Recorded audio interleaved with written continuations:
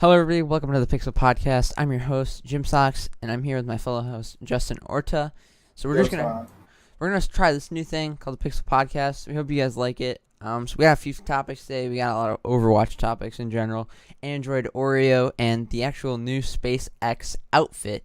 And we'll get more into that part later. But let's we're gonna start off with some Overwatch stuff. So actually, recently, patch notes were released for Season 6 competitive, and a lot of people are saying that if competitive doesn't change, Overwatch will die, and I kind of agree with that, but they're clearly bringing change.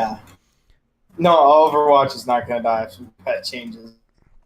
I mean, competitive. People were saying competitive as a game mode would die because if they didn't fix the levers and all of these other problems, how levers could just get away scot-free, basically. I mean, it minus 75% XP. You can literally just play arcade games through, and you can get rid of those. But they fixed a lot of stuff now. So they've one thing that people are actually surprisingly mad about is the control point. So like whatchamacallit? Maps like Nepal. Basically, you only have to win 2 maps, so best 2 out of 3. If you win those, the 2, then you instantly win. People aren't happy about that because sometimes you can do a comeback from 2. So let's say they win 2 games. There's been a lot of games, especially in the competitive scene, where people they won 2 rounds and then they come back with 3.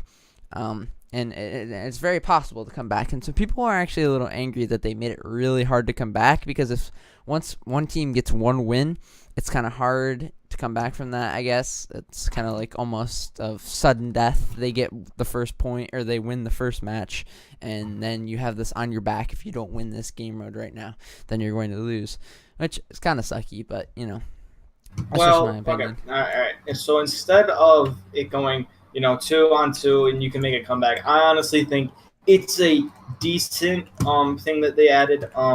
Yes, it's going to be a little bit more like quick play, but at the same time, it only means that you're going to have to play more aggressively, and you're going to have to make sure you have good call-outs, shot calls. You have to make sure you're on your game at all points, because if you have 2 already, if you won 2 games already, you're kind of feeling cocky, and you're like, oh, we're just going to win this. There's really no point for a comeback. And I think there's too big of a possibility for a comeback. So I really do like that you can't come back as much, but all that means is you have to play a little bit more aggressively. That could guarantee you the win. So just don't play cockily and just get on your game. And remember, if you want to win, just win. And so there's a huge thing that people have been asking for the past 2 seasons.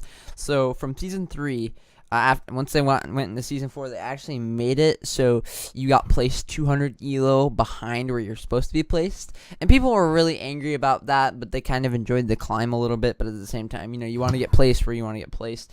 And so now you'll get placed 200 elo above where you would originally. So you'll get placed where you actually are supposed to be placed Season 6, which is actually really awesome. But yeah. They actually had to make some changes. So you now get less competitive points, I'm pretty sure, from each game. You get less competitive points from the end of the season. So let's say you're platinum, it won't be 800 anymore, or diamond being like 1200. You won't get that amount anymore. It'll be some shorter amount. It probably won't be too big, but it's still a little bit less. But you will get more competitive points per game, which I think is an amazing change. I like that a lot.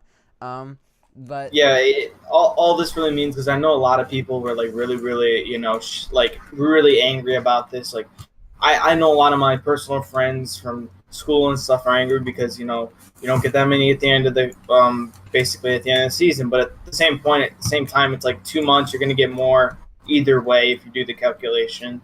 So it's going to take time, but trust me, it's way worth it. So another thing that Jeff was talking about in the developer update is they actually shortened the seasons. They're now 2 months long. I like this change. I like seasons just going through quick seasons. You may get less competitive points at the end of the season, but you still get them faster. and that's nice. And I feel like it's a good so like every 2 months, it's a good way to refresh your placements so you can place a little bit higher than you did last season. And I think that's a really, really, really smart change. Yeah, Honestly, it's really cool because I can't wait till season 253. I mean, that's gonna be an amazing season for me. I'm gonna be Grandmaster, so I mean, can't wait for that. and they're really picking up the pace of the game. You know, I mean, it's one of the biggest competitive seasons in the world right now. Like, it's like I'm pretty sure it's like number 3. It's like around there. Another change is I mean, I'm looking at the patch notes right now. So what they actually did is, I'm actually really happy about this. So players that have, so once you reach a certain elo, like before season 6, let's say you got 2,500 and you were platinum, but then you dropped into gold, and then you kept dropping, and then let's say eventually you hit silver. You still kept that platinum icon, and people that were platinum, or like this goes for any rank, honestly, especially diamonds. Let's say you're just a shitty gold or like something like that, but realistically they are gold. So now diamond, platinum, gold, and silver, they can all decay. But that's only, you have to lose 5 games after you've dropped, and once you lose 5 games, then you get the new symbol. So it's not the same decay as in like Masters and Grandmasters, where you have to continuously play games. You have to at least play 5 games, or you have to at least play 7 games a week in Masters and Grandmaster. But what's really awesome is they actually changed this. So now Grandmasters and Masters, they only have to play 5 competitive games a week to not decay, which I think that's really awesome, that they're like relieving a lot of stress, because I feel like requiring someone to play 7 games in order to keep their skill tier up to where they are is kind of a little bit harsh. And they also made it so you decay, I think, half as much. So instead, you lose like 100 elo. I've never reached Master or Grandmaster, but you decay. And so, yeah, I mean, that's like the major changes to competitive, but there's like other huge changes. So Mercy and Diva kind of got a complete rework. I wouldn't say complete, but Mercy is a completely, like, change her skin. She's a completely different character, in my opinion. They've changed her so much to a point where, her play style is completely different. You can't play her the way you used to play her. So the main concern with Mercy is that once she got res, she'd leave her teammates to die and say die on point. And so people would just keep dying, but sometimes they wouldn't get res. And so they just hold on to res and never use it. And the whole point of it is a support character is to heal their teammates, keep them alive. But really, she's just requesting their deaths to get play of the game or something like that. And so what they did is they made it her E ability, so she can now res one person at a time, and so and also her ultimate, Valkyrie, she can now fly for 20 seconds. She can heal all of her teammates at once with the beam, left click and right click. She can also damage boost everyone at once, which is really awesome. It's kind of like a better version of Lucio, because she does more healing. Not to mention that she can fly, she can damage boost and heal everybody, and she can res every 30 seconds. And then her ultimate, let's say you res one person, and then she gets her she can ultimate, and then she gets her res again, and then she can res another person. So I think that's actually an awesome rework. Some people are like on the side of, is it a good change, is it a bad change, which Mercy is more powerful? Well, personally, I had some time in the PCR with Mercy, and I've seen how she works and everything. Personally, her Valkyrie could be taken down to like 15 seconds. 20 seconds is just way too long. She's in the air for so long. She's hard to hit. She can do like no damage to her, and she's just flying around, and she can easily flank to her teammates. So personally, I think she got a major buff. She's incredibly OP right now. And her E ability, yes, it's only 30 seconds long, but that can become like really, really useful, because if you're flying into one of your teammates, you can easily revive a Rhine if they only got one pick, and it's just like, oh, there we go. We have our Rhine back, and we can hold the point. So I really see there's no change in it. Yes, you can't 5-man res, play the game and stuff like that. But if you can revive one of your teammates that could save the game, I mean, that seems incredibly OP to me. And so I'm actually, I agree with that statement. I think the old version of her really sucked ass. So people would be like, some people's arguments, but the 5-man reses, dude, I can't do that anymore. And it's like, you probably rarely did that in the first place. A lot of people say it's OP, but still, if she has her ultimate, she can still get 2 reses off, and it's on cooldown. I mean, that's awesome. Like, I feel like she's so much better now, and I don't think she's necessarily OP. It is 20 seconds long, which is a little long, but we just have to see how it works out, and when they put her in the actual game, see how she actually works in real competitive, see how she works with the pros, see how she just works out as a character. Now, the other character, Diva, major rework. They made her one of the most aggressive characters in the game now, hands down. So she now has missiles, and they've halved her defense matrix time. It's now 2 seconds instead of 4. So when it was 4 seconds, people had the ability to kind of feather it, like tap on their defense matrix, so they could absorb bullets and minimize damage as much as possible, and they'd always have their defense matrix. They'd never run out of it unless they were getting ulted at, and then in which they would use their entire defense matrix. And so there's a huge problem with this, is that, like, eventually, you just can't, you can't kill Diva unless your entire team, like, gangs up on her. Especially because you can just press shift and get as far away as possible from you. And so what they did, instead of making her, like, highly defensive, they're now making her highly offensive. So basically the new strat people are using is you charge into something like a Widowmaker, you shoot at her while you're charging at her, because you can now shoot while you're flying. You cannot shoot defense matrix and rocket at the same time. But the new technique people are using is they charge in with shift, actually, and then shoot, and then once you they're do close range, everything use at the the rocket. same time You while can you're flying. you can use everything except defense matrix at the same time. Yeah, no, you can use that all at the same time. I'm pretty sure, as of the time of recording this, that you can't defense matrix. I was watching. I played with her too. See, if she could defense matrix and do everything, fly, defense matrix, fire rockets, she would literally be an immortal, like, high damage god. Well, the for thing 2 is, seconds. coming from a Diva main, guys, I was a Diva main. I have 20 plus hours with Diva. Her defense matrix was honestly the most OP thing ever. Like, it still is. But this new update basically annihilates everything that she has and just buffs the damage by like 10,000. It's honestly just insane. So, I mean, her fusion cannons are insanely, like, damage doing. Her E ability is, like, good if you want to kill some people from far distance. And the fact that she can shoot while, flying, which is actually really cool, is dope. I don't like that, though, because when I was flying, I always like to cancel sometimes and, like, land on, like, a ledge or something. I don't like the fact that I can't really cancel it while I'm flying. So, I mean... And so, I think, so she used to be in the meta. I'm pretty sure she will drop out of the meta unless she does a lot more damage than she already does. I think she's going to drop out of the meta because people won't see a huge use for her. And now she kind of requires a little bit more skill, because you have 2 seconds of defense matrix. Let's say Zarya ults, you hear it.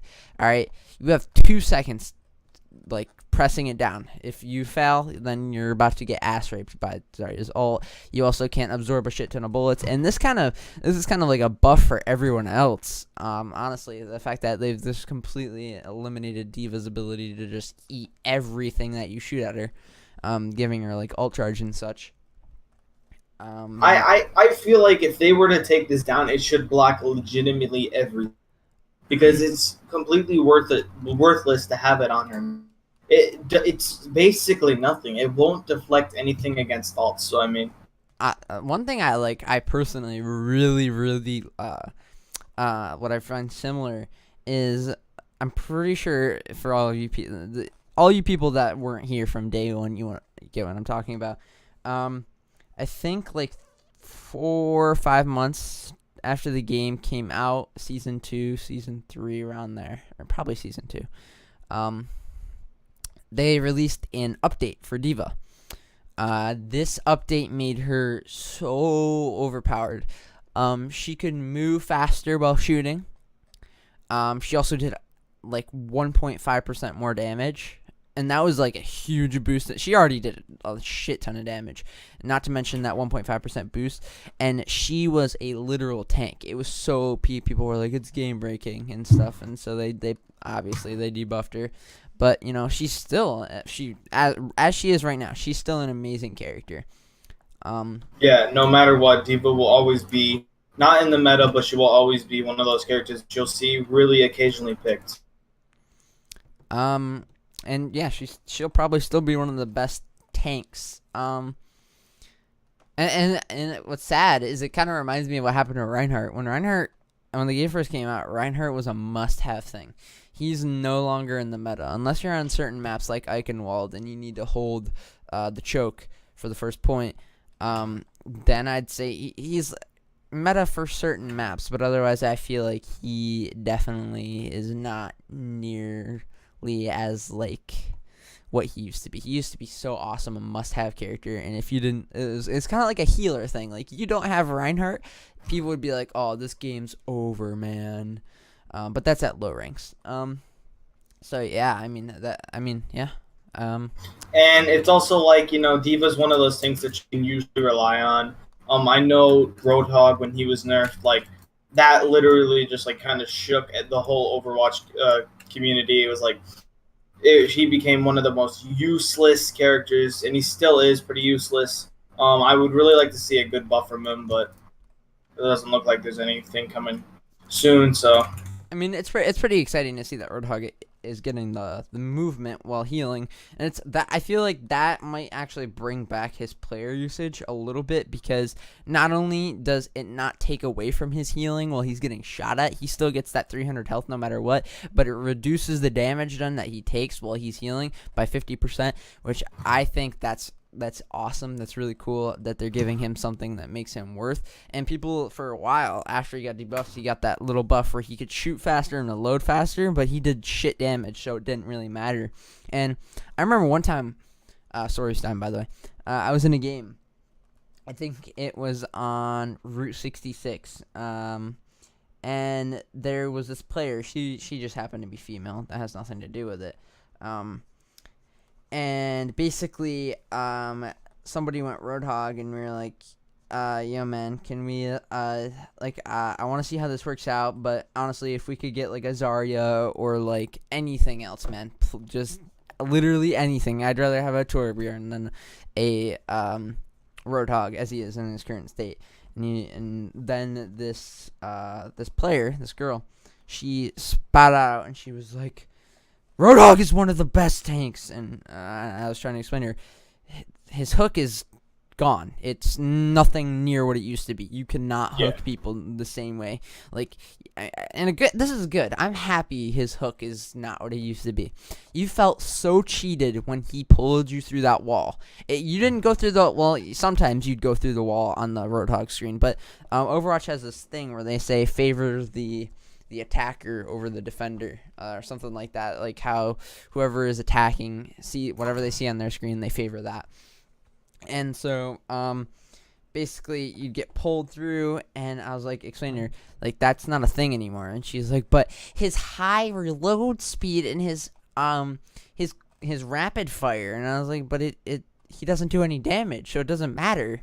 Like, he does not do enough damage. And she's like, but his right click. And I'm like, yes, his right click is ranged and it does good damage, but it's not enough. He doesn't do enough as a tank. He can't push. Like, he doesn't have a shield. He doesn't have anything. So if he pushes, he's just like a regular glorified DPS. He's gonna die. He's a glorified DPS with a lot of health.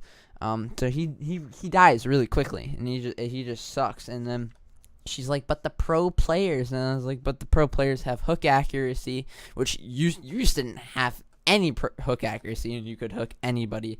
And I was trying to explain to her, that's the pro players, and people like to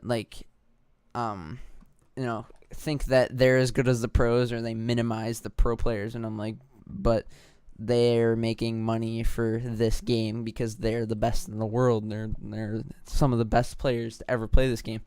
And so, you're not going to be of that skill at your current skill level. Another thing I want to touch on kind of is people follow the meta way too much. And I've watched videos from like Stylosa and O'Nickel and stuff. People just like to follow the meta because whatever the pro players, obviously I have to do that. And that's not necessarily true. Honestly, whatever wins you the game is what matters. If let's say you need a Genji, but he's not in the meta, all right, go Genji. You need a Genji to get rid of the Bastion. So, you use Genji. There's a Pharah. You got a Junkrat and a Reaper. I don't care. I could care less. They're both high damage output characters. Junkrat shoots everywhere, literally hits everything. He should have gold damage on every game he plays. Reaper, kind of the same thing. He does massive damage, close range shotguns. You should either have gold damage done or gold elims. That's kind of their jobs. So one of you can switch. I could care less about your medals. And another thing is people nowadays, what I see in just comp games in general, is people will save their ults. They'll just hold on to them, or they'll be like, let's say they're playing a Junkrat, and Junkrat, as is, he's also getting a buff. He gets 2 concussion mines now, which is pretty cool. And increased speed on his Riptire. His Riptire is so bad, and when a Junkrat's like, I'll switch after I use my ult, I'm thinking to myself, I guarantee this guy is what a wonderful world. I just guarantee this guy is going to use his ultimate, and then it's going to get destroyed. He's going to get nothing. And so he's not only not gotten any picks, but he's lost us the game. And so I don't understand why people like favor having their ultimate and having a chance at getting some picks over getting the right team comp to counter their team comp so we can win. That's basically all I have to say on that part of that's like very, very touchy area of the meta. Yeah. We got some other Overwatch news, actually. We have the May Overwatch short. So actually, this is probably one of the better animated shorts. I didn't really like the last Bastion. It felt very lame. It was very like, I think that was the last one. Or was it Sombras?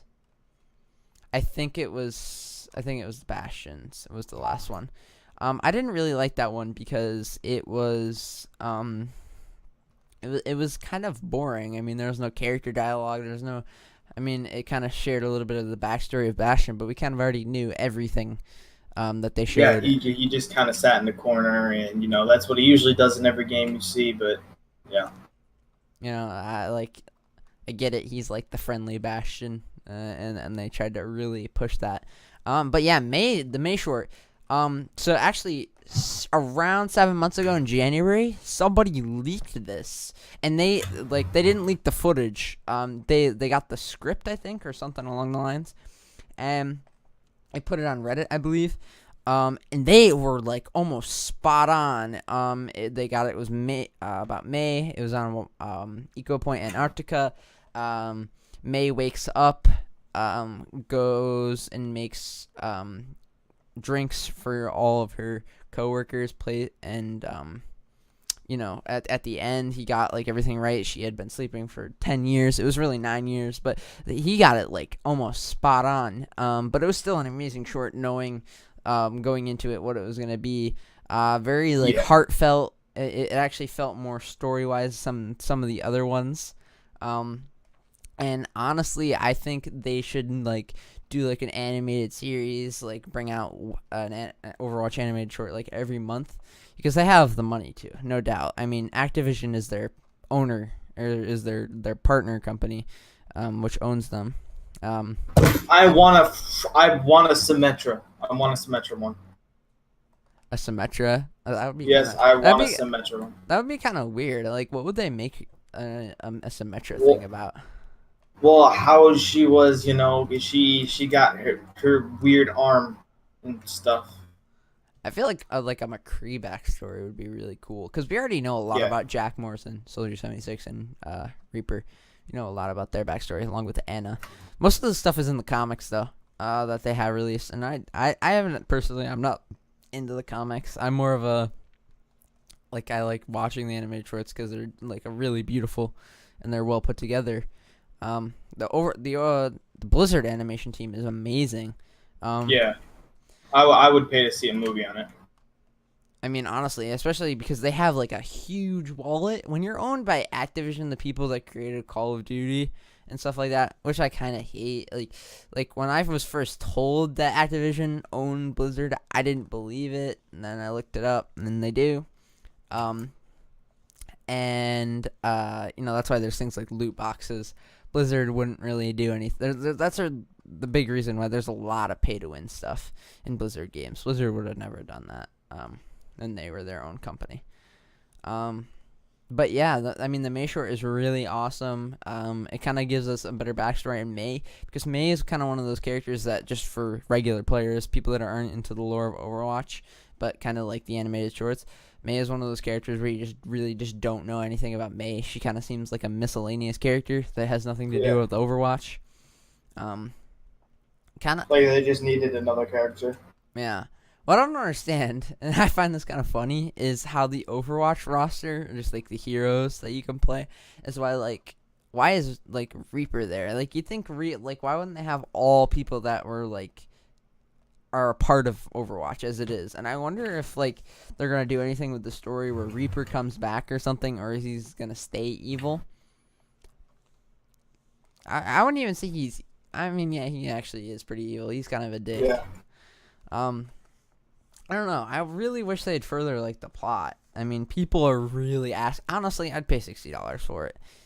If they gave me the option to get a story and it had cutscenes that are of equivalent likeness to the shorts that they make, I would gladly. And I was telling Justin earlier, is how like it'd be kind of cool if they made like they handed the rights to like a series to Telltale and let Telltale make it, which would be really cool, because if you think about it, how would they actually make a story mode using the characters in Overwatch? Because the gameplay that has been co-op single player versus AI that has come out so far, like Junkenstein's Revenge and the Uprising event, have been kind of bland. I mean, there's story behind it and it's pretty cool, but it's very like, how would you translate that into a story? Like how does it work? Who would you play as? Where would the story start from? But it'd definitely be cool to see it, no matter how they make it. But yeah, Telltale would be definitely one of the best ways to go. I mean, they have made like really good series. Amazing games. Like, you know, they've done the Walking Dead series, they did the Minecraft Stories series, and the Batman. So they do a lot of series, and they seem to like do really, really like they take pride in their work. They don't just half-ass it. So yeah. And honestly, like, I'd hope that they don't do a bad job with Batman. Or not Batman, Overwatch, if they were Telltale to get the rights, because I mean they're just shitting out stuff like Minecraft, shit like that. And so actually, Wolf Among Us, one of their biggest games ever, it's actually finally getting a sequel. Minecraft Story Mode 2 got a sequel before the Wolf Among Us, one of the games that actually blew up Telltale Games, along with obviously The Walking Dead. But you know, I really liked the Borderlands game that they had. That was really fun. But now we're kind of branching off from the topic. New thing. We actually got Elon Musk posted on Instagram a picture of the new SpaceX spacesuit. Have you seen the picture, Justin? yes, I have. I personally think it's awesome. I mean, it looks dope. It's super realistic. It's kind of cool looking. It looks kind of tacky a little bit, but it's definitely cooler than the big boxy outfit we're used to seeing in like cartoons and shit. I think it's awesome. And the thing is actually, people don't. don't actually read what he says in it, but Elon actually made a statement saying that actually is a fully functioning, working, vacuum chamber tested suit. It works. It actually is a working spacesuit. So that's actually really cool. So that's probably the suit that they're going to use for the Mars missions and stuff, if they ever move on to that. And speaking of Mars in general, I was watching this video on like Bill Nye and Neil deGrasse Tyson. And so Bill Nye was talking about how we should spend money in space exploration, trying to get on the moon and do like terraforming and stuff like that, and make not the moon, the Mars. They want to make Mars because it is in the Goldilocks zone. They can make Mars into an actual habitable planet for humans, and it actually has polar ice caps and such. Which is awesome. But like the argument was, should we go to Mars or should we try and fix our own planet? And I honestly don't know which one I'd rather have. I'd kind of want both because, who the hell wouldn't want to go to Mars? But at the same time, Earth is pretty good. I personally think maybe we start focusing on like Mars or the moon. We start focusing on resources, what we can do to evolve those planets into something that's actually livable. We can start growing stuff in space and chambers. See what's on Mars. We really don't know. We've sent rovers and everything, but like there's never been a human on there, so it'd be really dope to see what they would do. And yes, we have to care about our planet, but while those guys are doing that stuff, we can focus on this. And who knows, maybe someday, thousands, maybe even millions of years in the future, we could have colonies on Mars, the moon, and just other planets in general. We can have, food, water, plants, all that kind of stuff on like the moon, the Mars, and this world could be pile of garbage, but at the same time, we got two other things that we can live on. So yes, I think we do have to, focus on what we can do to these planets to, start getting a head start and start seeing what we could do instead of, okay, so how do we fix this planet? Because, there's over 7 billion people in this world. Not everyone's going to listen to what you have to say. So, I mean, it's going to be kind of hard to, fix this planet. But as long as we have the technology, as long as we have the funding, as long as we have the knowledge, we can easily, start making colonies on different planets and, grow as a race. Yeah. Another thing that's really cool that I'm like, it's actually awesome. I think it's really dope. It's really futuristic, and it's kind of like, I don't know what it is that's so awesome about it. I mean, it literally is just mining. So what's happening is SpaceX is actually investing in like putting not only like mining machines or something like that. I don't even know what they're called. On like asteroids and mining them for CO2 and such to use as rocket fuel. And they're planning, they want to put like a little lunar base on the moon, which has rocket fuel, so they can refill their rockets and launch to Mars. And that's the plan. They want to build a fueling station on the moon, have them fly to the moon, fuel up, and then launch from the moon to Mars. Which I think is really cool, like kind of going from planet to like satellite to planet, and I think that's really, really dope. Yeah. It's super futuristic. I can't believe how far technology has come. If you actually think about it, like 100 years ago. All right, think about this. 100 years ago, we had just gotten into World War I. I think America had just got into World War I believe. Yeah. We had just joined in on World War I. And we had some of the best technology we had was we barely had just received like planes. And in history class and stuff, I learned a lot about like World War I.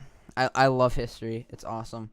And how actually only like 1% of the fighter pilots that would go out there would actually live, because unlike today where the planes are metal, they're actually made of wood. And so one bullet and you're probably going down. They were very, very cheaply made, to say the least. So it's crazy to think how far we've come. Yeah. Anyways, we got Android Oreo this week. It dropped. So apparently they're adding like a bunch of cool new features. Justin, do you want to tell them the funny story you're telling me about like YouTube Red and shit? Oh, so I personally think YouTube Reddit is going to be, just BS because right now, Android Oreo or the new version, is going to basically allow you to, for video using apps or just apps in general that involve, showing you content. Basically, what is going to happen is it's going to play in the background. It's going to play in a little box. It's like kind of like a multi-window. If you guys ever had a note device beyond the three, you guys know that you can have multi-windows on it because the screen is so damn big. And you can basically watch YouTube while doing either, you could be doing YouTube while playing a video game at the same time. Basically, YouTube Red allows you to do that at the same time. Now, what I personally was thinking, I'm like, okay, well, YouTube Red's going to have a way to, do some things, and they're probably going to have to add some new feature. But at the same time, I think YouTube Red is going to be basically worthless. I mean, you can get ad block. And even if you guys did want to watch some personal things, like, say, because I got YouTube Red, I watch Ghostmates by Smosh. You can easily go find that on a pirated website. So YouTube Red is going to become basically worthless with this new update.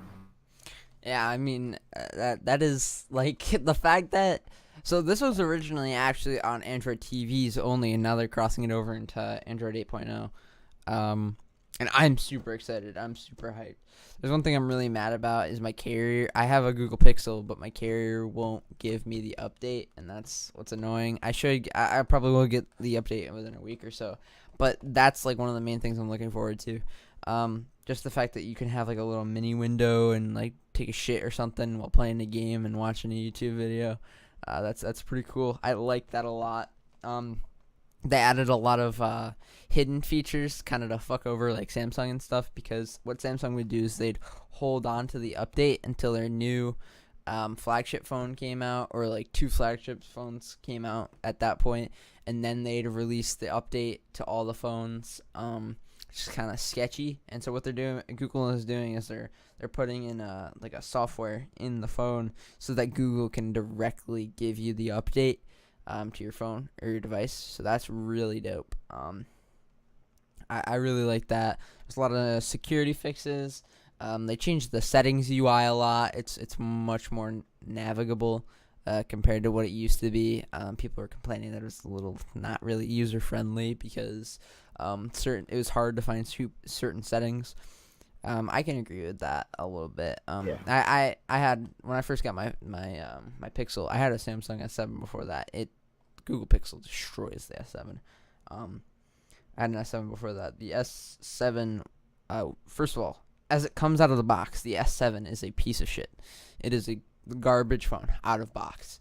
If you don't add a launcher, you can get a free launcher like the Google launcher. That's the only free launcher I will recommend. Free. It is the only good free one. But like the Nova. Yeah, I'm using it, guys. I'm using it right now on my Note 3. It makes a huge difference. I mean, it may not do it by much, but it actually cuts down on RAM usage, because what TouchWiz does is it uses, so let's say my S7 had 3.6 gigabytes of usable RAM. TouchWiz takes up 2 gigabytes of that. And that's with Nova Launcher Prime. So Nova Launcher is probably the best purchasable one. I think I paid $1 for it when it was $1. I think it's like $10 now. And it just allowed me to customize everything and make everything look cleaner. It got rid of that cartoony Android marshmallow look, or no, that cartoony what was it called?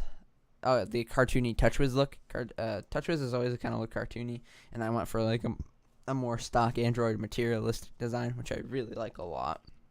It's just like the Pixel alone is just such a cleaner phone. Yeah. There's also what I like about the Pixel.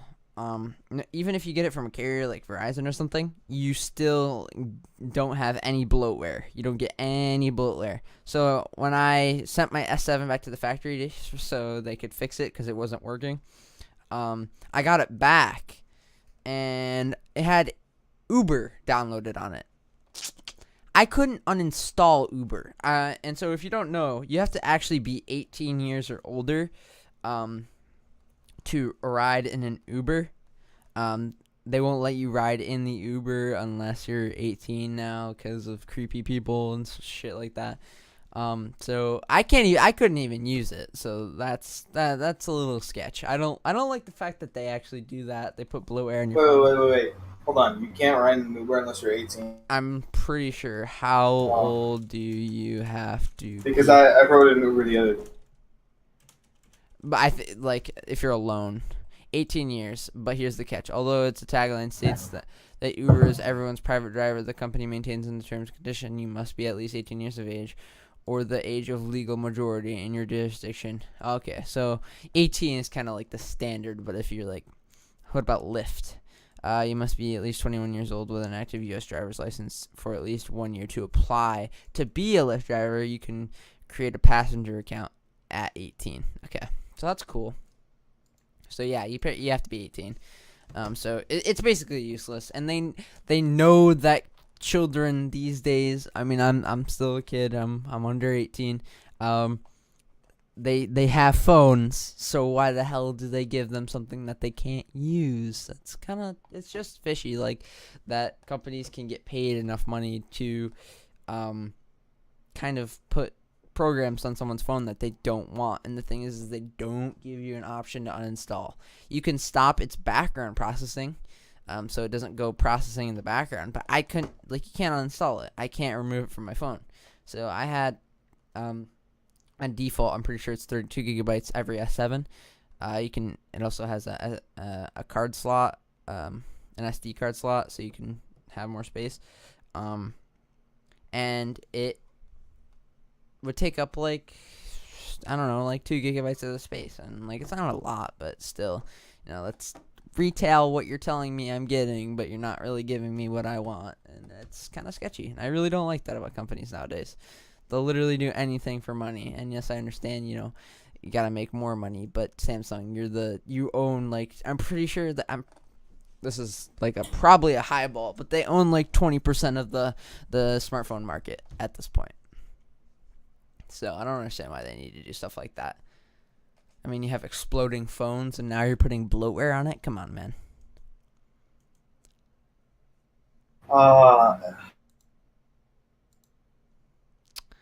Anyways, this has been a pretty crazy day. Yeah. So yeah, before we close up the podcast here, we've got a couple things to talk about. Subscribe to Justin Orta. Oh yeah, subscribe to Justin Orta. So I'm just gonna go over a couple things about the channel. We will do a couple more episodes. If they do well, we'll continue. Another thing. If you comment below, you're immediately entered. We're gonna into a future channel of the week, or just person of the week, and our future channels isn't gonna have Justin Orta or myself in it. We're not gonna put ourselves in it. It's going to be a random person. We'll put you in there for a week. Not really a week, basically until the next episode. And then, you'll stay there until the next episode. Which is pretty cool. So you can get some kind of publicity, I guess, from it. A little bit of publicity, which is really cool. So comment below, literally anything. You can dislike the video. We could care less. Let's say you hate us. You wrote a hate comment. Actually, I really care if they dislike the video. Yeah, don't dislike it. Just leave, okay? Yeah. Yeah, don't dislike it, okay? Little known fact is I'm actually diamond versus gold. So if you actually looked it up. Yeah, no one fucking cares. Yeah, I'm pretty famous, Made 2 cringy Minecraft videos, and I guess you could say I'm pretty famous. I'm just joking, guys. But yeah, we hope you enjoyed the podcast. It's a pretty long podcast. We're going on 44 minutes. Damn. So from Justin Orta, myself, Pixel Podcast, signing off. Peace. Peace, guys.